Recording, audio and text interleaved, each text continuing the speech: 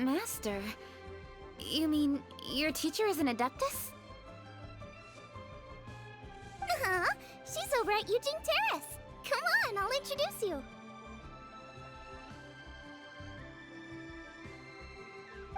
It's a peaceful neighborhood.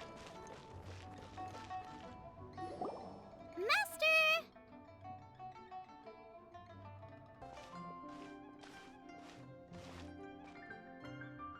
Oh!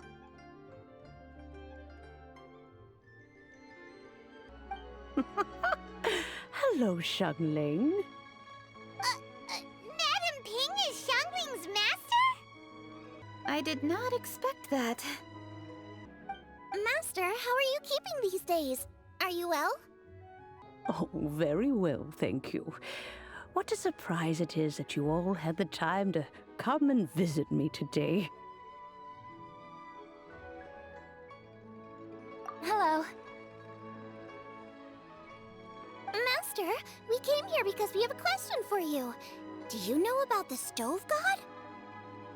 Of course I know the Stove God. Does this mean you know them personally? Ah, I see.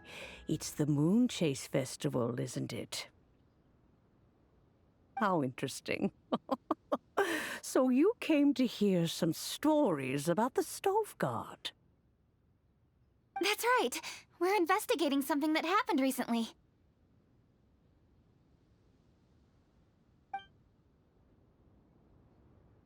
I see. The great stone surfaces. And so you open an investigation. I must commend your guesswork this far. I did indeed know the Stove God of whom you speak, but it was a great many years ago. Moonchase was originally a rite observed by the Adepti, not something in which the ordinary people of Liyue would ever partake. But over the years, they have sought to emulate it for themselves many times, giving rise to various festivals bearing the Moonchase name. On nights when the moon shone bright, everybody would get together for joyful reunions. There would be fine food, fine wines, and choice teas.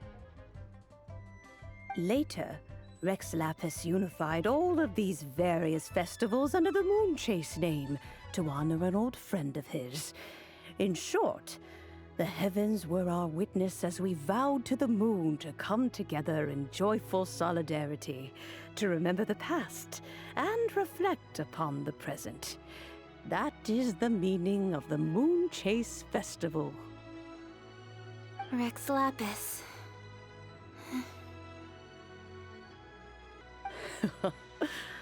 That friend made many contributions to Liyue, and Rex Lapis would not have them go unrecognized.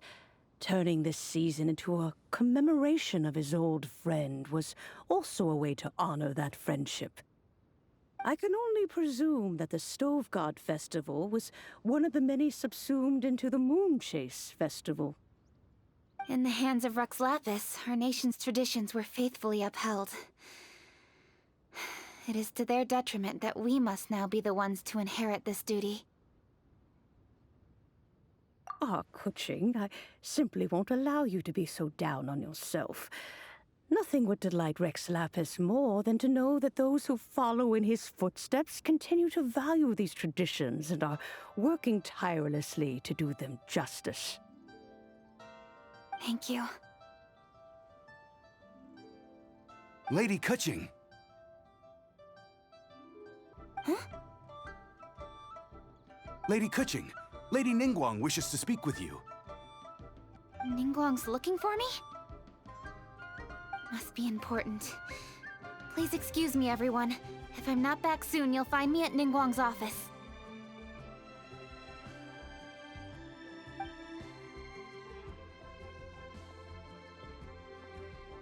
There she goes. Kuching's a lot more serious when she's got her work face on. Do you want to know who Rex Lapis's friend was? Oh! Paimon does! Yes, precisely.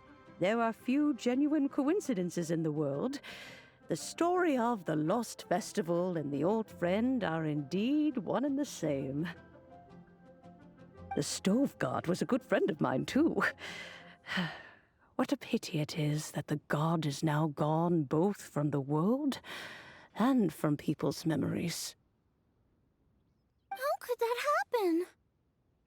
It is to everyone's regret that the Stove God passed. But gods cannot be fully destroyed, and we made a pact to wait until the land became fruitful once more. For perhaps the Stove God would then return, albeit in a new form. Really?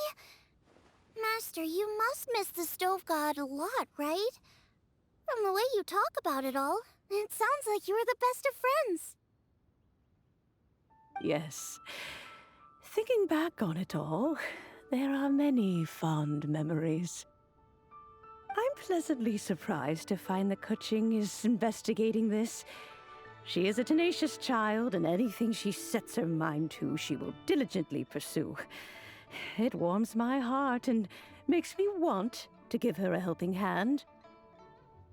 Unfortunately, however, I cannot simply give her the answer, for the process is of great importance to her.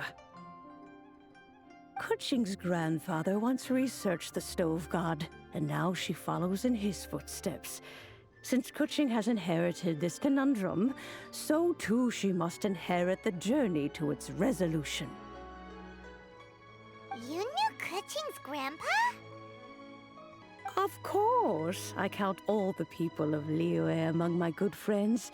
I remember when he was the same age as Kuching is now. So young.